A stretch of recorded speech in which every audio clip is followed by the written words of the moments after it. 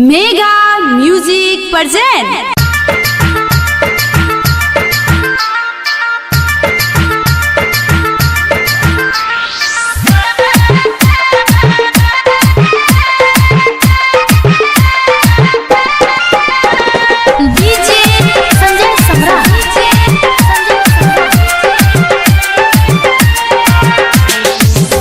हम पढ़ेला कॉलेज में पहले दिन रो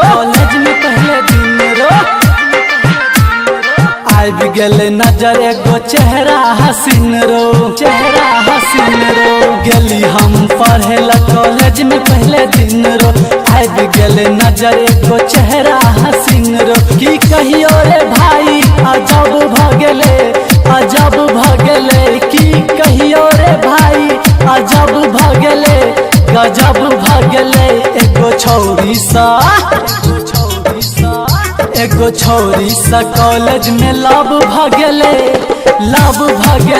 हमरा कॉलेज में छौरी सा लव भगले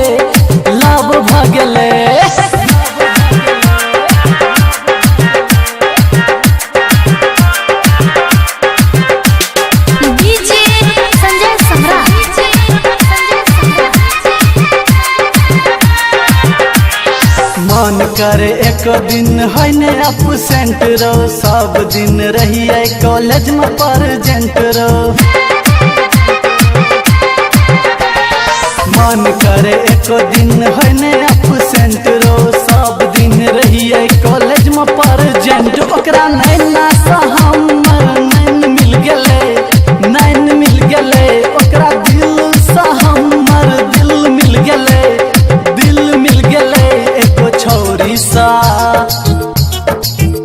एगो छौरी सा कॉलेज में लव भगले हमरा कॉलेज में छौरी सा लव भगले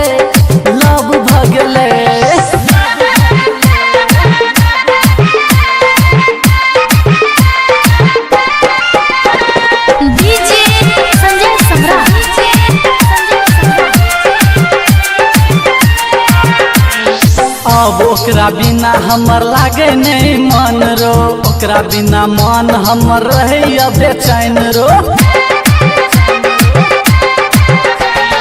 अब ओकरा बिना हमर लागे नहीं मन रो ओकरा बिना मन हमर रहे बेचैन चुपे चोरी दिल के बात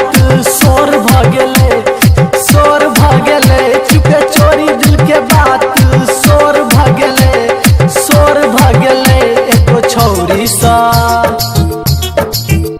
एगो छौरी सा कॉलेज में लव भगले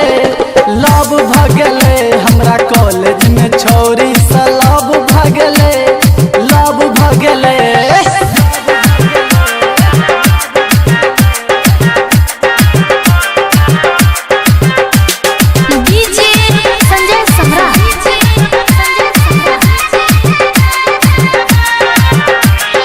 एको दिन जे भ जाइया कॉलेज में छुट्टी बंद हमर भ जाइया दाल भात के रोटी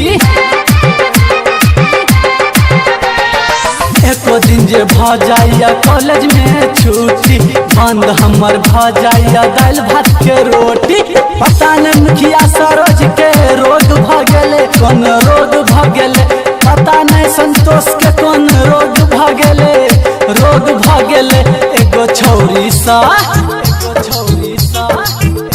एगो छौरी सा कॉलेज में लव भगले हमरा कॉलेज में छौरी सा लव भगले